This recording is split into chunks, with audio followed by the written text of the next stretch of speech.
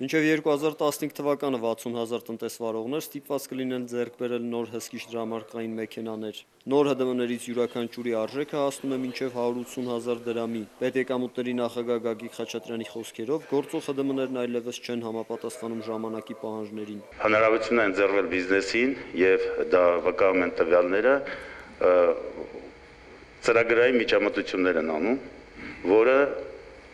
նվազեցնում է հարկային մուտքերը, ինչպես նաև շրջանառվող ծավալները։ Արդեն 2013-ի հունվարի 1-ից 1100 խոշոր տնտեսվարողներ կպարտավորվեն տեղադրել նոր տիպի ՀԴՄ-ները։ Դրանք ինտերնետ կապի միջոցով ուղղակի տեղեկատվություն կփոխանցեն հարկային մարմիններին։ Բացի դրանից, հնարավորություն է նախատեսում տեխնիկական պահանջներով, որպես հսկիչ դրամարկղային մեքենաների միջոցով հնարավոր լինի անկախ եղանակով պլաստիկ քարտերի միջոցով ընդունել համապատասխան վճարումներ։ Գործարարների եւ արդյունաբերողների միության նախագահ Արսեն Ղազարյանը ողջունում է կառավարության նորամուծությունը։ Սա պետք է նպաստի ազգաբնակության մեջ հավատն շնչելու, որ մենք վերջնականապես ստվերի ողնաշարը կջարդենք։ Պարոն Ղազարյանը չգիտի, ինչպես կարելի է ստվերի դեմ պայքարել այն դեպքում, երբ ըստ մամուլի ամենախոշոր գործարարներից մեկը պետեկամուտների կոմիտեի ղեկավար Գագիկ Խաչատրյանն է։ Ինքը Գագիկ Խաչատրյանը հերքում է, թե խոշոր բիզնեսների է տիրապետում, միաժամանակ ընդունում է, որ Ծաղկաձորում առանձնատուն ունի։ Ինչ միջոցներով եք ազդեցել Իմ անձնական միջոցներով։ Իսկ սեփական եկամուտների հայտարարագրում հայտնված $3 միլիոն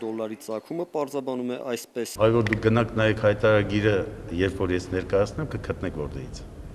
Դուք արդեն ներկայացրել եք 2000։ Երբ որ 11-ինը չի, դա հենց սկզբից դուք մանեք եք կգտնեք։ Հակոբ Կարապետյան, Հովսեփ Հովսեփյան, IPF